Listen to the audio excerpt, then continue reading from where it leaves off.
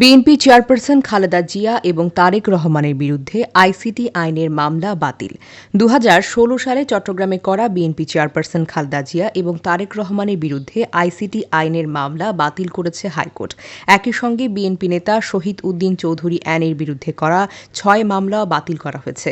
বুধবার বিচারপতি এ.কে.এম. আসাদুজ্জামান এবং বিচারপতি সৈয়দ রিফাত হোসেনের সমন্বয়ে গঠিত হাইকোর্ট বেঞ্চ এই রায় দেন।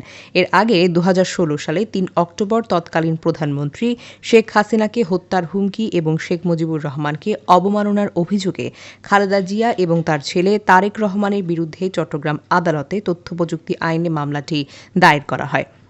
সে সময় বিএনপির বহিষ্কৃত নেতা চৌধুরী তানভীর আহমেদ সিদ্দিকীর ছেলে ইরাদের নামে খোলা একটি ফেসবুকের পাতা থেকে ২০১৬ সালে শেখ হাসিনাকে হত্যার হুমকি এবং তার আগে শেখ মুজিবুর রহমানকে নিয়ে ব্যঙ্গাত্মক ছবি দেওয়া হয়। পরে ওই বছর ৩ অক্টোবর তথ্য ও যোগাযোগ প্রযুক্তি আইন ২০০৬ এর ৫৭ ধারায় অভিযোগটি দায়ের করা হয়।